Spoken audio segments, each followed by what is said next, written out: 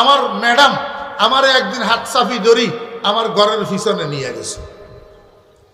সেখানে নিয়ে জানালার বাইরে দিই জিনিস কতগুলো আমার দেখায়, কয়গুলা কি? আমি তাকাইয়া দেখলাম ডিমের খোসা, ডিমের খোসা, বেশ কতগুলা ডিমের খোসা। আমার জিজ্ঞাসা করে এগুলা কি? আমি কই এগুলা ডিমের খোসা। কয়গুলা আসলো কোথার থেকে? আমি কইলাম বুঝতেই তো পারতেছ এটা তোমার ছেলের রুমের জানালা, ছেলের রুমের জানালা। নিশ্চয় ছেলে তোমার ছেলের বউয়ের জন্য বাজার থেকে রাত্রে আসতে ডিম একটা একটা আনে, আর বউয়ের সেইটা খাইয়া খোসাগুলা জানালা দিয়া বাইরে ফেলে, এটাই তো হতে পারে আর কি। তখন ম্যাডাম আমারে কয় আমি কি তারে ফেটে ধরি নাই? আমি কি তারে লালন পালন করি নাই? আমি কি তারে মায়া করি নাই? সে বউয়ের জন্য প্রতি রাত্রে ডিম আনতে পারে, আমি মায়ের জন্য একটা ডিম আনে না, আর বউও তো কয় না, না হলে আমি খাইতেছি আমার শাশুড়ির জন্য একটা একটা আনিও, এটা বউও কয় না। তখন আমি ম্যাডামের বললাম, ম্যাডাম আপনি যখন ছাগল নিয়ে বাসায় ছিলেন তখন আপনার স্বামী যে আপনার জন্য প্রতি রাত্রে দুইটা দুইটা সিদ্ধ ডিম নিয়ে যেত, আপনি দুইটা দুইটা সিদ্ধ ডিম খেতেন, তখন কি শাশুড়ির কথা কোনোদিন বলছিলেন কিনা?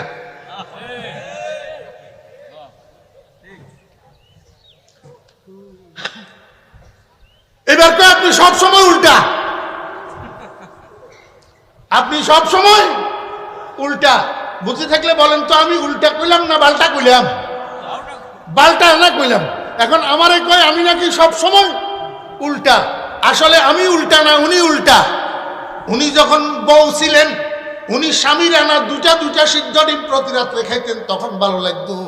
এখন ছেলে ছেলের বউয়ের জন্য একটা একটা সিদ্ধ ডিম মানে এটা উনার এখন আর সহ্য হয়। রব্বুল আলামিন কয় ইন্নাল্লাহা ইয়া'মুরু বিল আদল, হে দুনিয়ার মানুষেরা তোমরা আদল অবলম্বন করো। আল্লাহ পাক তোমাদেরকে আদল অবলম্বনের জন্য নির্দেশ দিচ্ছে, অর্থাৎ তোমরা যে যে স্তরে বিচারক হিসাবে আসো, যে যে স্তরে শাসক হিসাবে আসো, যে যে স্তরে প্রশাসক হিসাবে আসো, আপন আপন স্তরে শাসন করো ন্যায়পরায়ণতার সাথে, ইনসাফের সাথে।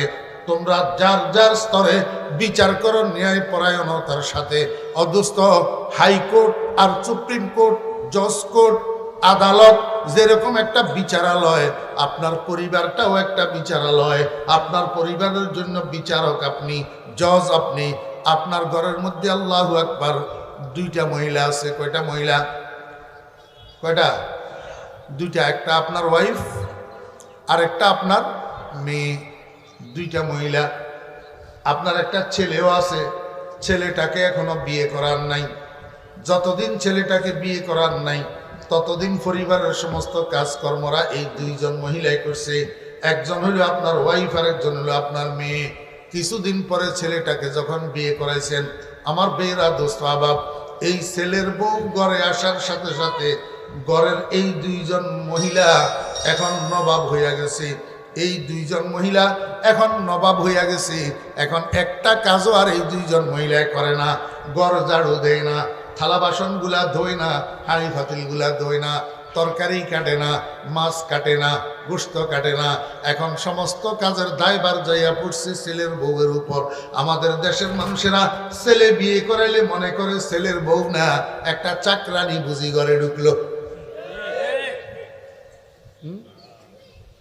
হক কথায় আহমদ বেজার, গরম বাতে বিড়াল বেজার, কইলে মাই মাইর খায়, না কইলে বাপে আরাম খায়। একতরফা ওয়াজ আর কত জীবন করব? আল্লাহর দরবারেও তো জবাব দিতে হবে। এখন ছেলে বিয়ে করাইছে, ছেলের বউ ঘরে ঢুকার পরে ঘরের আগের যেই দুইজন ফ্যামিলি মেম্বার মহিলা আছে ওনারা দুজন এখন সাহেব হইয়া গেছে। এখন ওনারা আর কোনো কাজ করে না। তো একটা মহিলা বেচারি সকাল থেকে সন্ধ্যা পর্যন্ত কাজ করতে করতে থকে যায়। ও ভাইরা, এইভাবে করতে করতে প্রথম প্রথম নতুন নতুন 6 মাস পর্যন্ত করছে। 6 মাস যখন গেছে এখন আস্তে আস্তে পিছু টান দিছে। এখন কয় না, এইভাবে গাদার খাটুনি খাটা আমার পক্ষে সম্ভব না। তোমরা পায়ের উপরে পা উঠাইয়া উঠাইয়া খাইবা আর আমার চাকরানির মতো ব্যবহার করবে, এটা আমার দ্বারাই হবে না। আস্তে আস্তে পিছু টান দিছে। এখন যখন পিছু টান দিছে, এই শুরু হইল ঘরের মধ্যে বেজাল। কে কে? ননদে আর বাবিয়ে। ননদে আর বাবি বেজাল শুরু হয়েছে। আমার বেইরা দোস্ত আবাব কি লইয়া বেজাল শুরু হইল? কাজ লইয়া। এই কাজ লইয়া ননদ আর ভাবি একদিন লাগছে ঝগড়া লাগি একজনে আরেকজনের আল্লাহু আকবার যেমন পারছে এমন গালিগালাজ করছে। আপনার দোকান কটিয়াদি বাজারে, রাত্রে 10টার সময় দোকান বন্ধ করি, আপনি কটিয়াদি বাজার থেকে বাড়িতে এসছেন, এমনি ঘরে ঢুকার সাথে সাথে আপনার মেয়েটা ফি ফি করে কান্দে আর কয়, আব্বা ভাবি আমার সাথে ঝগড়া লাগছে, আমারে ভাবি গালাগালি করছে, শুধু আমারে না আপনারে, আপনার 14 গোষ্ঠীরে গালে দিছে। কান্নাকাটি করি। মেয়ে যখন আপনার কাছে বাদী হয়েছে, আপনি কি করলেন? আপনি সাথে সাথে ছেলের বউকে ডাকলেন, ডাকি এমন গালি দিলেন, তার 14 গোষ্ঠী ধরি গালিগালাজ করে ছাড়িয়ে দিলেন মেয়ের কথা ধরে। কোন রকমের রাতটা কাটছে। সকাল যখন হইছে, এখন ছেলের বউ বাপের কাছে ফোন করছে, আব্বা আমি এই বাড়িতে আর 1 মিনিটও থাকবো না, আমাকে এখান থেকে নিয়ে যাও। রাত্রে আমার শ্বশুর আমাকে এমন গালিগালাজ করছে, তোমাকে ধরি, আমার 14 গোষ্ঠী ধরি গালিগালাজ করছে, আমি এইখানে গাদার খাটুনিও খাটবো, আবার গালিগালাজও শুনবো, এটা আমার দ্বারা সম্ভব না, আমার নিয়ে যাও। টেলিফোন ফাইয়ার সাথে সাথে আসছে বেআই আসছে, এবার 2 বেআইতে লাগি বসে রয়েছে।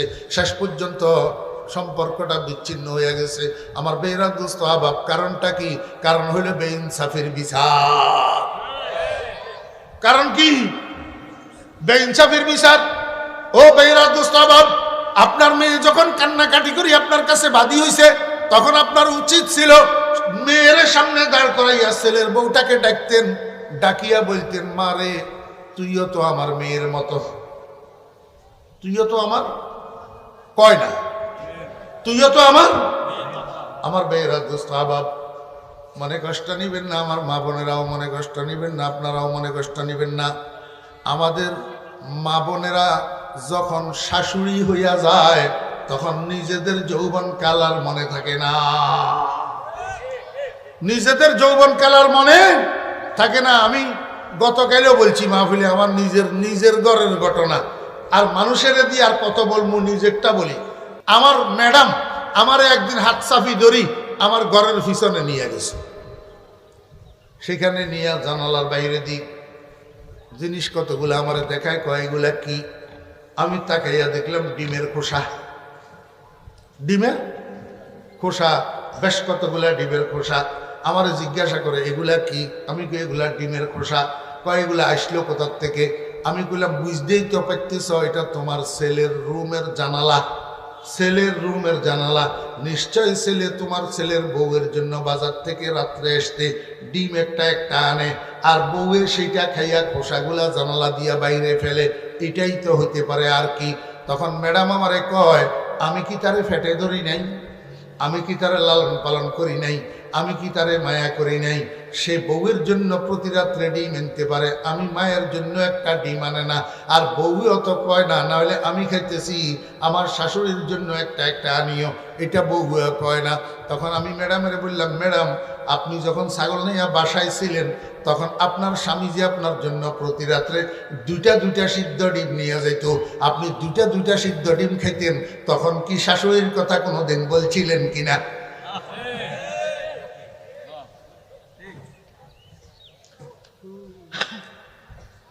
এবার তো আপনি সবসময় উল্টা, আপনি সবসময় উল্টা। বুঝে থাকলে বলেন তো, আমি উল্টা কইলাম না বাল্টা কইলাম? বাল্টা না কইলাম। এখন আমারে কয় আমি নাকি সবসময় উল্টা। আসলে আমি উল্টা না, উনি উল্টা। উনি যখন বউ ছিলেন, উনি স্বামীর আনা 2টা সিদ্ধ ডিম প্রতি রাত্রে খাইতেন, তখন ভালো লাগতো। এখন ছেলের বউয়ের জন্য একটা সিদ্ধ ডিম মানে, এটা উনার এখন আর সহ্য হয় না। হ্যাঁ, মজার এক ঘটনা শুনবেন নি? মহিলা একটা ছেলেও বিয়ে করেছে, মেয়েও বিয়ে দিছে, ছেলেও বিয়ে করেছে, মেয়েও বিয়ে দিছে। তো ফাঁসের বাড়ির মহিলা একটা এসা জিজ্ঞাসা করে, আফা ছেলে বিয়ে করালেন, ছেলের বউ কেমন পড়লো? মেয়ে বিয়ে দিলেন, মেয়ের জামাই কেমন পড়লো? তখন মহিলা বলতেছে, বোন আমি মেয়ে বিয়ে দিছি, আল্লাহ তাআলা আমার জন্য একটা মোমের মতো মেয়ের জামাই মিলাইছি। আমার মেয়ের জামাই কুয়েত থাকে, সব টাকা পয়সাগুলো আল্লাহর রহমতে আমাদের বাড়িতে দে, আর বেয়াদব হইল আমার ফলা মাঝে মাঝে শ্বশুর বাড়িতে টাকা পাঠাই দে।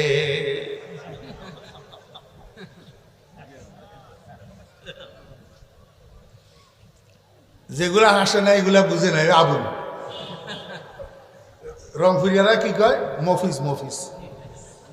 যেগুলা হাসে না এগুলা বুঝে নাই তো, মফিস তো অন্য তালে আছে। কথা বুঝছেন না বুঝেন না? আল্লাহ তাআলা আমার জন্য একটা মোমের মতো মেয়ের জামাই মিলেছে।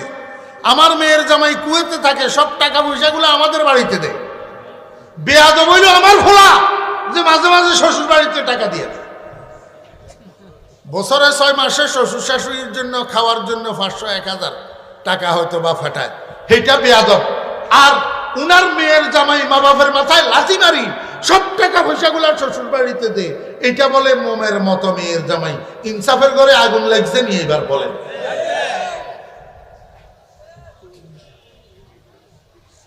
আমার ভাইয়েরা দোস্ত অভাব, এই যে আমরা যৌতুকের জন্য আন্দোলন করি না, যৌতুকের বিরোধিতা করি না, যৌতুকের বিরুদ্ধে ওয়াজ করি না, একে বুঝি থাকলে বলেন তো, যৌতুকের বিরুদ্ধে যে আমরা বয়ান করি কার স্বার্থে? আমাদের স্বার্থে না মহিলার স্বার্থে? কার স্বার্থে? আমার ভাইয়েরা অনেক গরিব মা বাপ আছে, মেয়ের বয়স হইয়া গেছে, বিয়ে দিতে পারতেছে না, যৌতুকের কারণে টাকা নাই। এদের সুবিধার জন্য আমরা যৌতুকের বিরোধিতা করি, কিন্তু দুঃখের বিষয় যত বিরোধিতাই করি সমাজ থেকে যৌতুকটাকে উঠানো যাইতেছে না, একমাত্র মহিলার কারণে। যৌতুকের বিরোধিতা করতেছি মহিলার স্বার্থে, আর যৌতুকটাকে ধরে রেখেছে এই মহিলারা। যৌতুকটাকে ধরে রেখেছে কে? এই মহিলারা। কেমনে ধরে রেখেছে? আপনাদের এলাকায় মনে হয় নাই, মেয়ের বাপে ছেলের বাপের বাড়িতে, মেয়ের বাপে ছেলের বাপের বাড়িতে কিছু দেওয়া লাগেনি আপনাদের দেশে? জি, কি দেওয়া লাগে বলেন না? একবার বিয়ের পরে কোরবান আসলে ছাগল টাগল দেওয়া লাগেনি? রমজান আসলে ইফতারি দেওয়া লাগেনি? আম কাঁঠালের সিজনে আম কাঁঠাল দেওয়া লাগেনি? আমার বেয়েরা দোস্ত বাবেরা, এই যে ছেলের শ্বশুর বাড়ির থেকে জিনিসগুলা আসে, এই জিনিসগুলা কতটুকু, কি বেশি কি কম, এইটা নিয়ে ছেলের আব্বাই ঘাটাঘাটি করে না, এইটা লইয়া ঘাটাঘাটি করে মা এত কম কেন দিল, এত কম কেন দিল, আমি আত্মীয় স্বজন কিভাবে বুঝাবো, এই সমস্ত কথা কয়। ছেলের বউয়ের সাথে খটার খটার খটার খটার করে, শ্বশুরে নয় শাশুড়ি খটর খটর করে। আমার ভাইয়েরা দোস্ত অভাব, তো যেই মহিলার জন্য আমরা যৌতুকের বিরোধিতা করি সেই মহিলাই তো যৌতুকটাকে ধরে রেখেছে, মহিলাই তো যৌতুকের জন্য খটখট খটখট করে। হ্যাঁ, ইনসাফের ঘরে আগুন লাগছে না? মনে আছে না ভুলে গেছেন? আপনার জন্য উচিত ছিল যখন আপনার মেয়ে আপনার কাছে বাদী হয়েছে ছেলের বউয়ের বিরুদ্ধে, আপনি তখন ছেলের বউটাকেও সামনে রাখতেন, ডাকি দুজনকে একসাথে দাঁড় করাইয়া ছেলের বউকে বলতেন, বাবারে তুইও তো আমার মেয়ের মতো, তুইও আমার মেয়ের দোস্ত অভাব। আপনার মেয়েটা যেরকম আপনার আদরের দুলালি, আপনি যেই মেয়েটাকে বিয়ে করাই আনছেন সেটাও আরেকজনের আদরের দুলালি। আপনাকে এই কথা চিন্তা করতে হবে। আপনার মেয়েটা যেরকম এইখানে রাজকীয়ভাবে খাইতেছে, অন্যরা রান্না করে দিতেছে, এই মেয়েটাও আরেকজনের ঘরে রান্না করে দিছে, তাকে খাওয়াইছে, মায়ের রান্না করি করি আদরের দুলালি হিসাবে খাওয়াইছে। এখন নতুন মানুষ স্বামীর বাড়িতে আসি, শ্বশুর বাড়িতে আসি, কাজ করা শুরু করছে, একটু ভুল ভ্রান্তি হলে আপনার মেয়েটার ভুল ভ্রান্তি আপনি যেরকম স্যাক্রিফাইস করতে পারেন, ছেলের বউয়ের ভুল ভ্রান্তি স্যাক্রিফাইস কেন করতে পারেন না? আপনার মেয়েটাকে আপনি মেয়ে মনে করেন, ছেলের বউটাকে কেন মেয়ে মনে করেন না?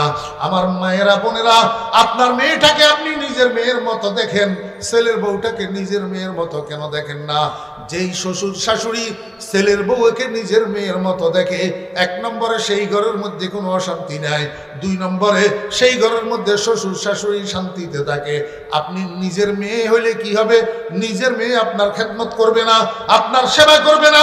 নিজের মেয়েকে তো আপনি বিয়ে দিয়ে দিবেন, সে পরের ঘরে যাইয়া আরেক জায়গায় নিজের স্বামীর খেদমত করবে, নিজের শ্বশুর শাশুড়ির খেদমত করবে। আপনার খেদমত করার জন্য সেই সুযোগ আপনার মেয়ে পাবে না, আপনার খেদমত করবে আপনার ছেলের বউ। অতএব যার থেকে আপনি খেদমত পাবেন তাকে নিজের মেয়ের মতো আদর করতে আপনার অসুবিধা কি? আপনার বৃদ্ধকালে আপনার জামা কাপড়গুলা ধুইয়া দিবে ছেলের বউ, আপনার শাড়িটা ধুইয়া দিবে ছেলের বউ, আপনার জন্য খানা রান্না করবে ছেলের বউ। আপনারা স্বামী স্ত্রী দুইজন আল্লাহ না করুক একসাথে অসুস্থ হইয়া গেলে আপনাদের ঔষধগুলা বেলায় বেলায় টাইম টু টাইম খাওয়াইয়া দিবে ছেলের বউ। এই ছেলের বউকে যদি আপনি মেয়ের মতো আদর না করেন তো বৃদ্ধকালে আপনি সেবা পাবেন না। আমার ভাইরা দুঃস্বভাব, যদি এই মেয়েটাকে আপনি বলতেন বাবারে তুইও তো আমার মেয়ের মতো, বলতো দেখি কি হয়েছে তোদের মধ্যে, ঝগড়া কেন হয়েছে, তখন ছেলের বউয়ের নিজেরটা স্টেটমেন্ট দিত, মেয়ের স্টেটমেন্ট তো আগেই শুনছেন। আমার ভাইরা এই সময়ের মধ্যে আপনি মেয়েকে একটু বুঝাইতেন বাবারে সেও তো মানুষ, সকাল থেকে সন্ধ্যা পর্যন্ত গাদার খাটুনি খাটে, তোরা একটু তাকে সহযোগিতা করস না কেন? আজকে থেকে তোরাও তার সাথে কাজে কর্মে সহযোগিতা করবি।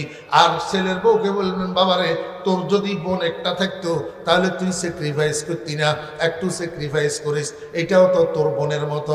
দুজনের মিলাইয়া গলাগলি করাইয়া দিতেন। সেই দিন থেকে দেখতেন আপনার ঘরের মধ্যে ননদ ভাবি আর কোনোদিন ঝগড়া হইতো না। আপনি তো বিচার করতে জানেন নাই, আপনি বিচার করছেন কুগ্রামের বিচার, আপনার বিচারের মধ্যে ন্যায় পরায়ণতা ছিল না। এই জন্য আল্লাহ পাক রব্বুল আলামিন বলেন ইন্নাল্লাহা ইয়া'মুরু, নিশ্চয় আল্লাহ তাআলা আদেশ দিচ্ছেন বিল আদলি, ইনসাফের সাথে, আদলের সাথে, ন্যায় বিচারের সাথে। আমার বেরা দোস্তাবাব, আল্লাহ পাক রব্বুল আলামিন বান্দা বানাইছেন, বান্দার সুখ দুঃখ বুঝেন, বান্দার শান্তি অশান্তি বুঝেন, গোটা দুনিয়ার মানুষ কিভাবে শান্তি পাবে, গোটা দুনিয়া কিভাবে শান্তির দুর্গে পরিণত হবে, সেই মেডিসিন আল্লাহ পাক দিয়ে দিয়েছেন। আল্লাহকে ও দুনিয়ার মানুষেরা, তোমার পরিবারের মধ্যে, তোমার বাড়ির মধ্যে, তোমার সমাজের মধ্যে, তোমার ইউনিয়নের মধ্যে, তোমার থানার মধ্যে, তোমার জেলার মধ্যে, তোমার রাষ্ট্রের মধ্যে সামগ্রিকভাবে ইনসাফ প্রতিষ্ঠা করো, ন্যায় প্রতিষ্ঠা করো।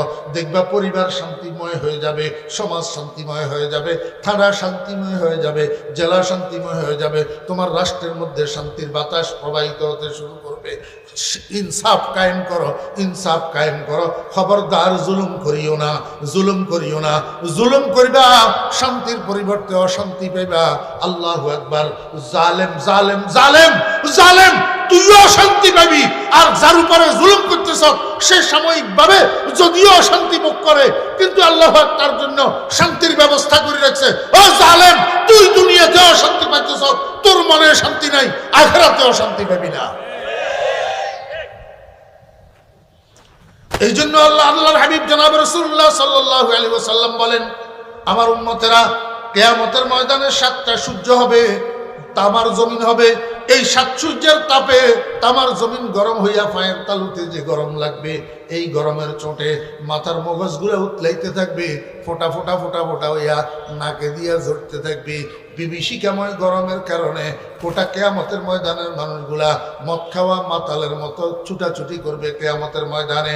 একটু ঠান্ডার তালাশে, একটু ছায়ার তালাশে, কোথাও একটু ঠান্ডা পাওয়া যায় কিনা, কোথাও একটু ছায়া পাওয়া যায় কিনা। কিন্তু আল্লাহর হাবিব জনাব রাসূলুল্লাহ সাল্লাল্লাহু আলাইহি ওয়াসাল্লাম বলেন, কিয়ামতের ময়দানে একমাত্র সুশীতল জায়গা, একমাত্র ছায়া আল্লাহ পাকের আরশের নিচের জায়গাটা হবে। কিন্তু এটা সর্বসাধারণের জন্য উন্মুক্ত থাকবে না, খোলা থাকবে না। এটার চতুর্দিকে বাউন্ডারি করা থাকবে, একদিক দিয়ে একটা গেট থাকবে, সেখানে ফেরেশতা দারোয়ান থাকবে। আমার বেরা দোস্ত আবাব, আল্লাহ পাকের পক্ষ থেকে নিয়োজিত ফেরেশতারা কিয়ামতের ময়দানে ঘুরে ঘুরে 7 প্রকারের মানুষকে টিকিট প্রদান করবে। যারা টিকিট পাবে এরা যাইয়া ওই গেটে দিয়া ভিতরে প্রবেশ করে আল্লাহ পাকের আরশের শামিয়ানার নিচে সুশীতল জায়গার মধ্যে আল্লাহু আকবার আসন গ্রহণ করতে পারবে টিকিট পাইলে। কিন্তু টিকিট কাদেরকে দেওয়া হবে? আল্লাহর হাবিব বলেন 7 প্রকারের মানুষকে কিয়ামতের ময়দানে ঘুরিয়া ঘুরিয়া টিকিট দেওয়া হবে। এই 7 প্রকারের মধ্যে 1 নম্বর হলো ইমামুন আদিল। ইমামুন আদিল, ও বেরা দুস্তাবাক, ন্যায়পরায়ণ প্রশাসক, ন্যায়পরায়ণ শাসক। যে যেই স্তরে আছেন, যে যেই লেভেলে আছেন, আপনি পরিবারের কর্তা, পরিবারের মধ্যে ইনসাফের বর্তাও করেন। আপনি ইউনিয়নের কর্তা, ইউনিয়নের মধ্যে ইনসাফের বর্তাও করেন। আপনি সমাজের কর্তা, সমাজের মধ্যে ইনসাফের বর্তাও করেন, ন্যায় পরায়ণতার বর্তাও করেন। অদুস্থ আপনি সরকারি কর্মকর্তা, আপনি ন্যায় পরায়ণতার সাথে আপনার দায়িত্ব পালন করেন।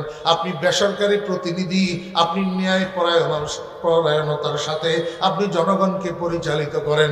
খবরদার, নিজের স্বার্থে অন্যায়ভাবে জুলুম করবেন না, নিজের স্বার্থে অন্যায়ভাবে কারো মাথায় বাড়ি দিবেন না, নিজের স্বার্থে অন্যায়ভাবে কারো বুকে ডেকার ঢুকাবেন না, নিজের স্বার্থে অন্যায়ভাবে কারো হাতে হ্যান্ডকাপ লাগাবেন না। মনে রাখবেন, আল্লাহু আকবার, আপনি শেষ পর্যন্ত আমাকে কি করতে পারবেন? আমাকে শেষ পর্যন্ত ওই 3.5 হাত নিচে ঢুকাইয়া দিতে পারবেন, এর বেশি কিছু করতে পারবেন না। কিন্তু অপেক্ষা করেন, শেষ পর্যন্ত আপনি যাবেন কোথায়? আমাকে 3.5 হাত নিচে ঢুকাইয়া দিলেন, কলে কৌশলে যে কোনো ভাবে, হয় সরাসরি ফাঁসি কাস্টে ঝুলাইয়া দিলেন, না হইলে গুলি করে দিলেন, না হইলে কৌশল করি তিলে তিলে আমারে 3.5 হাতের ভিতরে ঢুকাইয়া দিলেন। আপনি মনে করলেন আপনি বিজয়ী হইয়া গেলেন, আমাকে পরাজিত করে দিলেন। অপেক্ষা করেন না, শেষ পর্যন্ত আপনি কোন দিকে যাবেন? হ্যাঁ, আমাকে মাটির নিচে ঢুকাইয়া আপনি কি উপরের দিকে যাবেন জর্জ বুশের মতো? ওয়ার্ল্ড ট্রেড সেন্টারে যখন আক্রমণ হয়েছে, জর্জ বুশ প্লেনে কেন লইয়া, স্পেশাল প্লেনে কেন লইয়া উপরের দিকে যাইতেছে ওই মৃত্যুর থেকে বাঁচার জন্য। না জানি হোয়াইট হাউসে আবার আক্রমণ হয় কিনা।